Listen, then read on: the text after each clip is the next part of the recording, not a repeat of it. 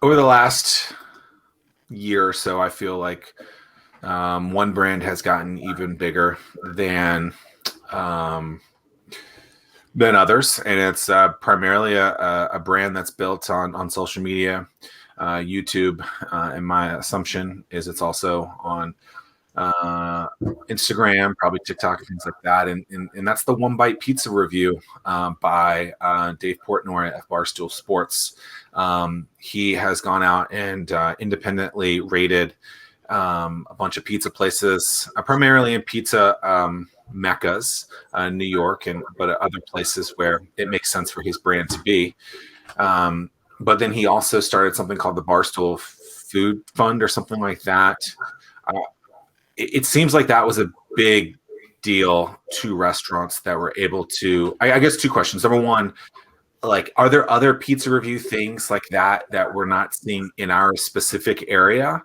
Um, from a review perspective, is there something like that out there? But then the other thing is these independent things, like a Guy Fieri who's gone out and done stuff, the Dave Portnoys of the world who've gone out and created their own kind of funds. Like, what is that doing for the restaurant world, and how can others, kind of get behind that? Where I think we've seen some pretty good stuff out of brands like that. Yes. So you're familiar with those things, right?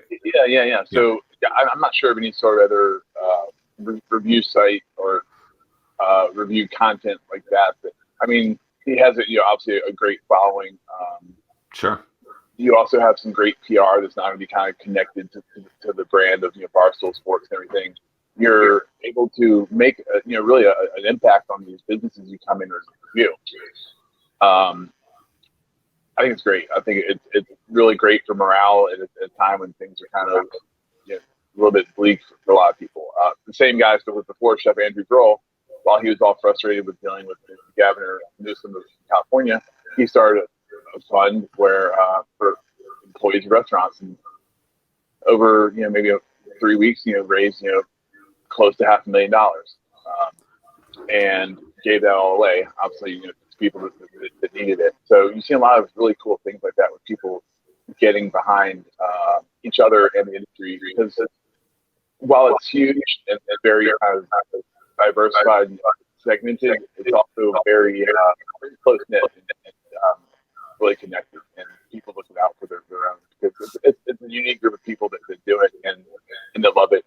But we're seeing a lot of people like Portnoy or other examples with. I thought you were going to mention maybe the Mr. Beast Burger, who they opened up the location over in Virginia Beach, operating out of the Bravo. Oh, I'm not familiar with that Mr. Beast Burger. This is the 37 million has gone into the. Oh wow! Yeah. The Barstool Fund, 332 restaurants per. What's that? What was the other one you were saying? Okay, so Mr. Beast, he's like a YouTube personality. I think he's like the number 2 grossing YouTube star out there. Mr. Beast Burger, where? All right, so Mr. Beast is his kind of brand, and then Mr. Beast Burger is the restaurant he opened up. He now I think it's December he opened up. Now here in March he has 300 virtual locations. So. In like a ghost kitchen kind of thing? Right. So what he does is he operates with Bravo. So Bravo, like out town, Virginia Beach, Brio, Tuscan Cafe. We have some of those in Atlanta.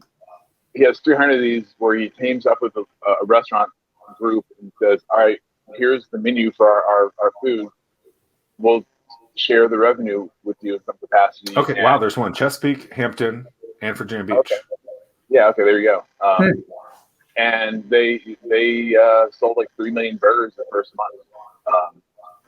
And so he's partnering with other businesses, and they created their own kind of menu. Yep. Is that what you're saying? That's cool. Yeah. Exactly. Yeah. Exactly.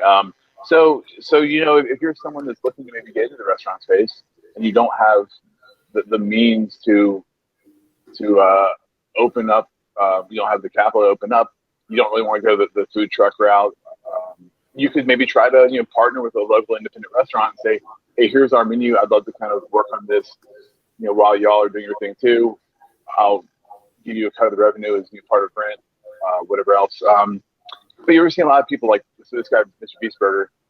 He's not a food guy.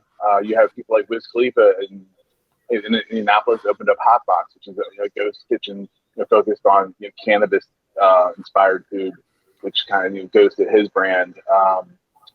You have Pauly D opened up Pauly D Subs, I think it is. So there's a lot of these people getting into this space that, because of their influence, because of the personality. You look at McDonald's. McDonald's partnered with Travis Scott, did the whole Travis Scott combo. I think they do it with Bieber also. So you're his biggest fan, so I don't know. Yeah. Never say never. But think, and that's also an easy way to track. So if you're McDonald's and you use Travis Scott as your influencer and you have this combo, it's now very easy to track. Well, is this investment actually making us any money? Is it worth it? First, when you just throw ads on the TV all day, everybody fast forwards through them. What's the ROI? It's kind of hard to say these days. So it's an interesting way to spend your money using influencers to. Now when a lot of celebrity chefs open up restaurants in different markets, they're not having really the same traction as some of these like Mr. Beast Burgers. As someone who's been directly involved within the startup community for almost a decade, I want to talk to you about a serious pain point. Spending a ton of time trying to understand the business landscape in the 757. That's time that should be focused on growing the business. At StartWheel, we're here to help you by compiling all of the news you need to know about in one place. Now there's no need to search multiple websites. Just head to startwheel.org and see for yourself. That's startwheel.org.